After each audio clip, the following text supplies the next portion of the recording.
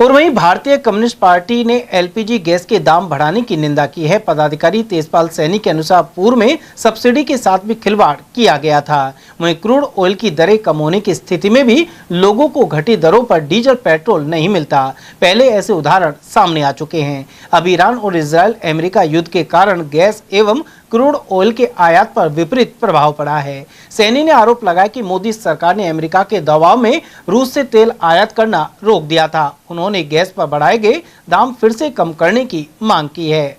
अलवर ही नहीं, पूरे देश के अंदर रसोई गैस की किल्लत चल रही है और आम जन परेशान है। और अलवर का तो बुरा हाल है, सिलेंडर अवेलेबल है लेकिन बुकिंग है वो बंद कर दी जाती है, लोगों को दी नहीं जाती और 1700 1800 रुपये के अंदर एक सिलेंडर बिक रहा है। लोगों की लाइन लगी रहती है और जो मजदूर वर्ग है उसका तो जीना बड़ा दुर्लभ हो रहा है। जिस तरह से महंगाई के अंदर वो रोटी भी नहीं बना पा रहा, नया सिलेंडर मिल रहा है उसको और मिल रहा है तो ऊंचे 3 गुना दामों में मिल रहा है।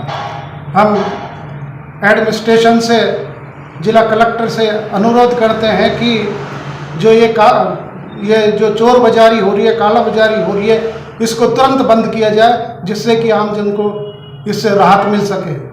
क्योंकि आम जन इतना परेशान है, वो एक मजदूर है जो कहाँ से लाएगा। जो 800 रुपये में सिलेंडर मिलता है वो 1700 रुपये में सिलेंडर मिल रहा है। तो इसलिए हमको इसके खिलाफ आंदोलन भी करना है और आज हम ये तय करेंगे कि हमारे को किस तरह से जो आम जन परेशान हो रहा है, महंगाई की वजह से परेशान हो रहा है, इस पे हम कोई निर्णय लेके और आगे की रणनीति बना के हम आंदोलन करेंगे।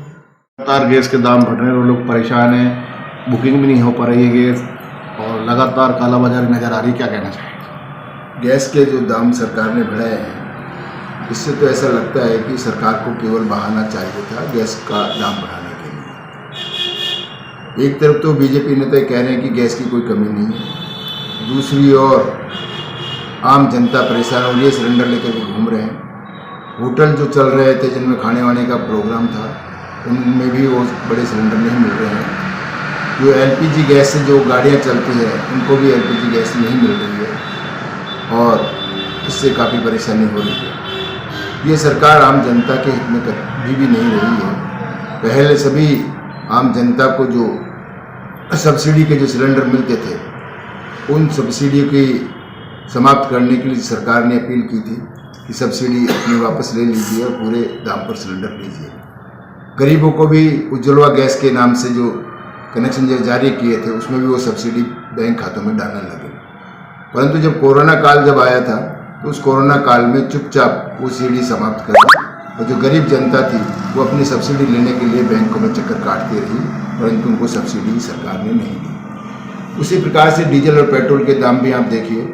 कोरोना काल में जो सिलेंडर था वो $15 का एक सिलेंडर $15 का एक बैरल क्रूड ऑयल का आने लगा था। उसके बावजूद भी सरकार ने कोई दाम कम नहीं किए। इसी प्रकार से जो अंतर्राष्ट्रीय स्तर पर कहें जो आता था हमारे पास क्रूड ऑयल, उसकी जो हमारी सरकार की जो नीति थी कि अंतर्राष्ट्रीय स्तर पर जो भी भाव होंगे उस हिसाब से प्रतिदिन डीजल पेट्रोल के दाम तय होंगे। परंतु इस सरकार ने उस नीति को भी त्याग दिया और अपनी मनमानी चलाते रहे। अभी पिछले साल में जब हम रूस से क्रूड ऑयल ले रहे थे, दुनिया से सस्ता क्रूड ऑयल हमने लिया था और उसके बावजूद जो तेल को रिफाइन करके हम विदेशों में भेज रहे थे, उससे भी ज़्यादा रेट पर, यानी विदेशों में सस्ता डीजल और पेट्रोल भेज रहे थे, परंतु आम जनता के लिए कोई राहत नहीं दी गई। हमारे ही देश के पास में भूटान देश है, हालांकि वो अपना ही एक अनुमानी है। उस भूटान देश में आज भी 64 रुपये 65 रुपये का लीटर का पेट्रोल आ रहा है और डीजल भी लगभग करीब इतना ही का आ रहा है, परंतु हमारे देश की जनता को 105-107 लीटर प्रति लीटर के हिसाब से पेट्रोल मिल रहा है। तो ये सरकार आम जनता की लूट कर रही है, इससे कोई लाभ होने वाला नहीं है। बल्कि अगर गैस की जो कमी आ रही है, क्या रेट बढ़ाने से गैस का उत्पादन बढ़ेगा? कतई नहीं बढ़ेगा, परंतु आम जनता की लूट ये सरकार कर रही है। आम जनता से इसको कोई लेना देना नहीं है।